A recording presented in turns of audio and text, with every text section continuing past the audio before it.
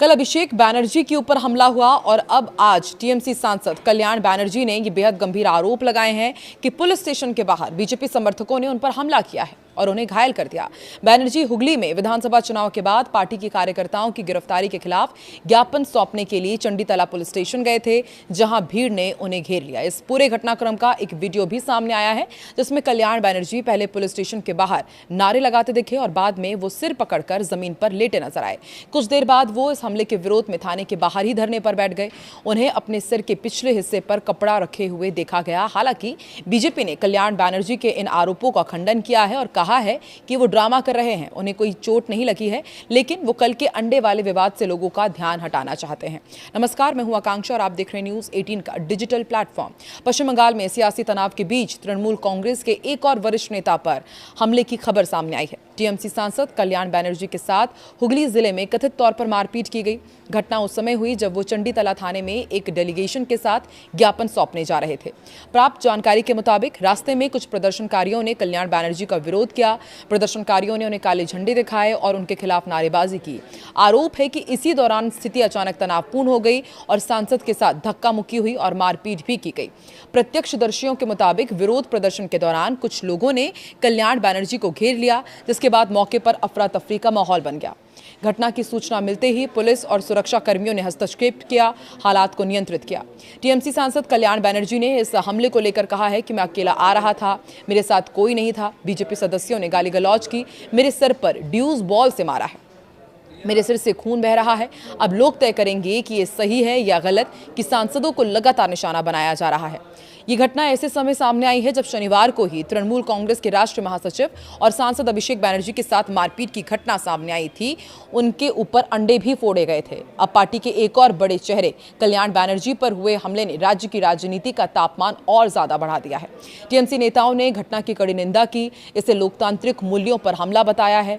वहीं पुलिस पूरे मामले की जांच कर रही है और घटना से जुड़े वीडियो फुटेज और अन्य सबूतों की पड़ताल की जा रही है।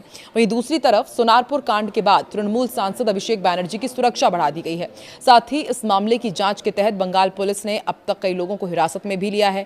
जानकारी के अनुसार अभिषेक बैनर्जी को राज्य प्रशासन ने एक्स श्रेणी की सुरक्षा देने का निर्णय लिया है। अब उनके साथ हर समय 3 सुरक्षाकर्मी तैनात रहेंगे। सुरक्षा व्यवस्था तत्काल प्रभाव से लागू कर दी गई है। दरअसल कल सोनारपुर में विरोध प्रदर्शन और हमले जैसी स्थिति का सामना करने के बाद ये फैसला लिया गया है। हालांकि अभिषेक बैनर्जी ने इस घटना में अभी तक कोई शिकायत दर्ज नहीं कराई है, फिर भी पुलिस ने स्वतः संज्ञान लेते हुए मामला दर्ज कर लिया है। इस मामले में गिरफ्तारियां भी शुरू हो गई है और सूत्रों के मुताबिक गिरफ्तार किए गए 5 लोग सोनारपुर दक्षिण की पूर्व विधायक लवली मैत्रा के करीबी बताए जा रहे हैं। जानकारी के अनुसार वो इलाके में तृणमूल कांग्रेस के सक्रिय सदस्य भी थे। गिरफ्तार लोगों को आज बारुईपुर अदालत में पेश किया जा रहा है। जांचकर्ता उन्हें हिरासत में लेकर पूरी घटना की तह तक पहुंचने की कोशिश कर रहे हैं। जानकारी के मुताबिक सरकार बदलने के बाद अभिषेक बैनर्जी से पहले मिली विशेष सुरक्षा व्यवस्था वापस ले ली गई थी। पूर्ववर्ती सरकार के दौरान उन्हें Z+ श्रेणी की सुरक्षा प्राप्त थी। बताया जा रहा है कि अब नई व्यवस्था के तहत उनके साथ हर समय 3 सुरक्षाकर्मी तैनात रहेंगे। शनिवार को बैनर्जी वोट के बाद हिंसा में प्रभावित तृणमूल कार्यकर्ताओं और उनके परिवारों से मिलने के लिए सोनारपुर पहुंचे थे। इस दौरान उनके काफिले का विभिन्न स्थानों पर विरोध हुआ। प्रदर्शनकारियों ने काले झंडे दिखाए, चोर चोर के नारे भी लगाए। आरोप है कि उनके काफिले पर अंडे, जूते और दूसरी वस्तुएं भी फेंकी गई। सोनारपुर मामले में हिरासत में लिए गए लोगों में काजल देवाशीष और जयसेन गुप्ता शामिल हैं। 2 अन्य लोगों में तपन मैती और आकाश शामिल बताए जा रहे हैं, जो कथित तौर पर घटना से जुड़े वीडियो में देखे गए थे। शनिवार को कोलकाता से सटे सोनारपुर में उन पर हमला हुआ था।